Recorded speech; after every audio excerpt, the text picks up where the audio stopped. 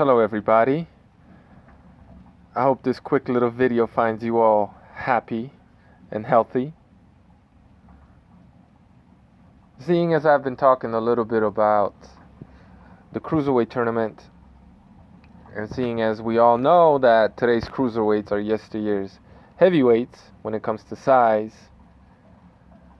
I've been drawing a lot of parallels between guys like Usyk and Ali, and I'm about to draw some parallels between George Foreman and Gassiev. Maybe I'll do it if Dortico wins, because that might even be more apt, I'm not sure.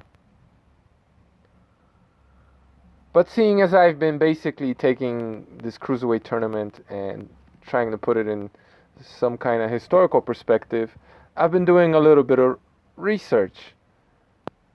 And here's something interesting I found out about George Foreman and Lucjan Trela, a 5'7", 197-pound heavyweight from Poland, who had something like 300 fights, amateur fights, with maybe 40 losses and 11 draws. World-class amateur, but not elite, not the best of the best. Never really won on the international stage. But he did face George Foreman in the first round, I believe, of the 1968 Olympics in Mexico. And he beat his ass. You don't believe me? Okay. This is George Foreman traveling all the way to Poland to reunite with the guy that beat him in the Olympics.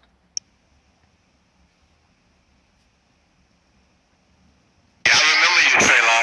You beat me last time, but a rematch is on the way. I love you. I love you. Man, what a great guy George Foreman was, right?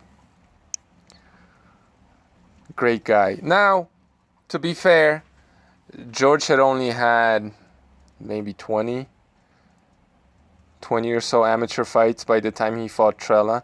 He was 19 years old. He was green. Trela, as his name is pronounced, not how George says it, was a veteran already. But he was also a midget. I mean, Trela would be, in today's day and age, he would be a middleweight or a super middleweight, to be honest. He would be like someone like Kurtzidze, who no doubt walks around at 190 pounds easy. Right? These guys weren't dropping weight. He was too big. They didn't have the drugs for him to be able to make light heavyweight. So, he fought at heavyweight and he made that comfortably. So he wasn't dropping any weight. If he did a shit ton of cardio and then used some of the modern marvels of medicine, we'll call it, he would have made 168 today, maybe even 160, right? It's not unheard of for fighters to, have 30-pound weight cuts. It's not unheard of at all. But anyway,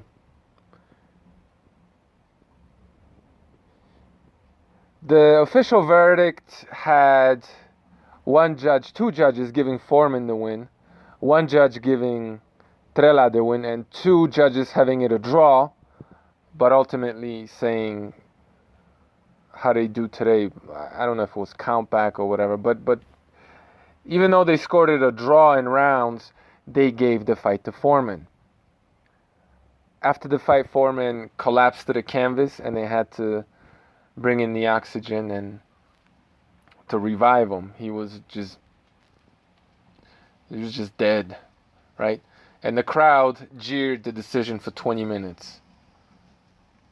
And as George Foreman just told you, Listen to him again. I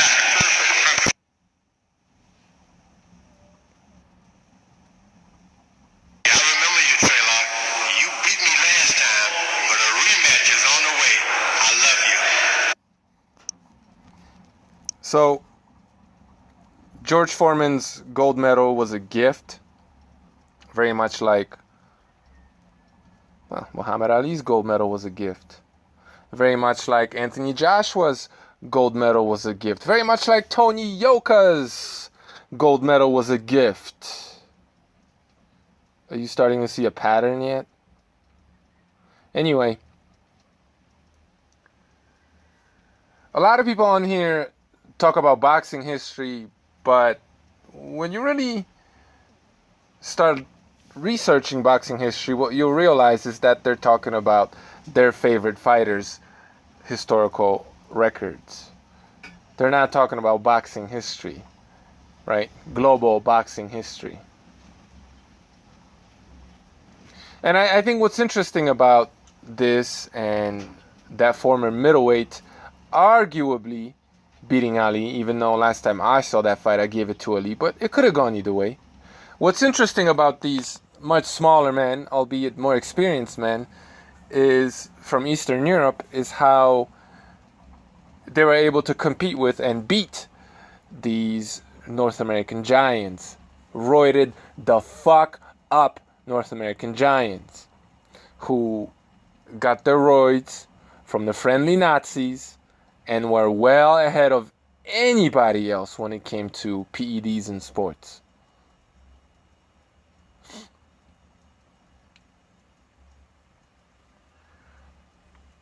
So it really should come as no surprise that once these Eastern Europeans were given a chance to actually compete, even though they still can't compete on the level playing field, it should be no surprise, especially now that American amateur boxing system is not what it once was. But to be honest, it never really was that it was all cracked up to be, honestly. It really wasn't. But anyway,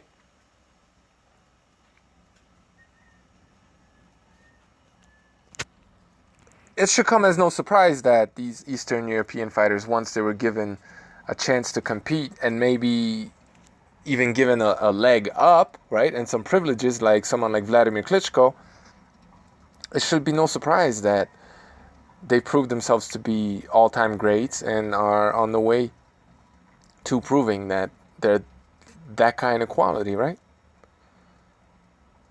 You look at Golovkin, Lomachenko, Usyk, obviously the Klitschkos, Kostya, Jirov,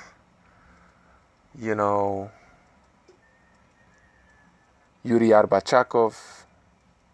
It's more Asian, really, but it is what it is. Manny Pacquiao, just foreign fighters in general. Once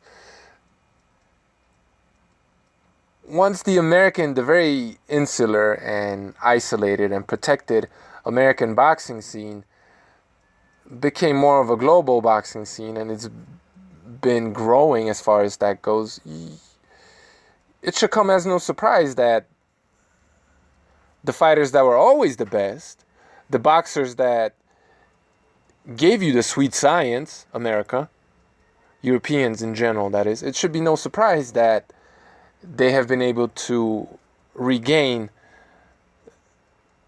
their place of prominence in the sport.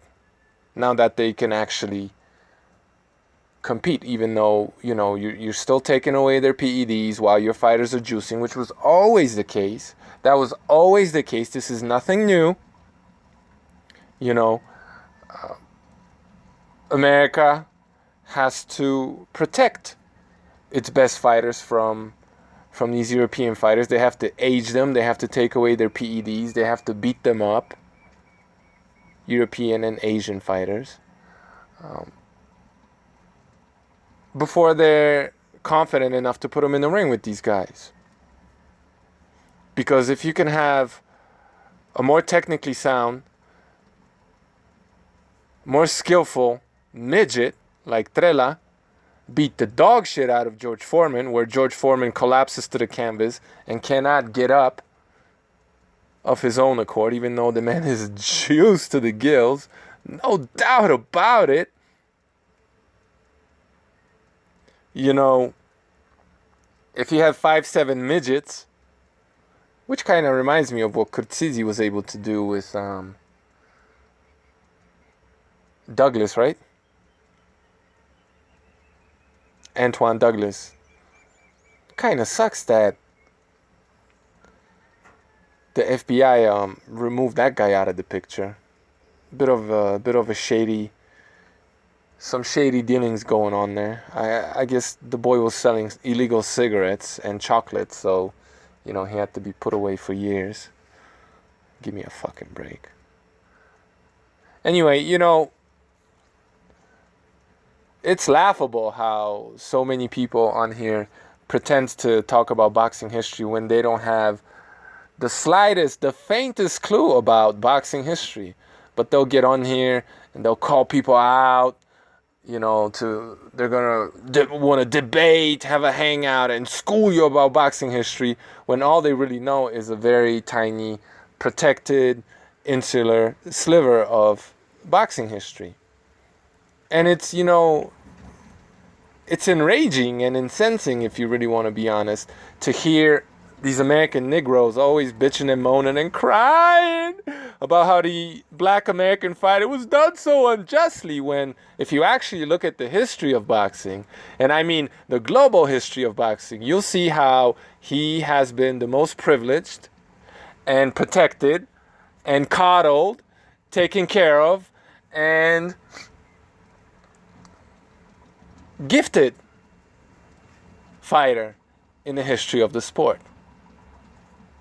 Apart from, the very beginnings when America just didn't care to see former slaves fight. It is what it is, you know what I mean? I'm not seeing, sorry guys, but I'm not seeing any or very many white fighters being very popular in Africa, right?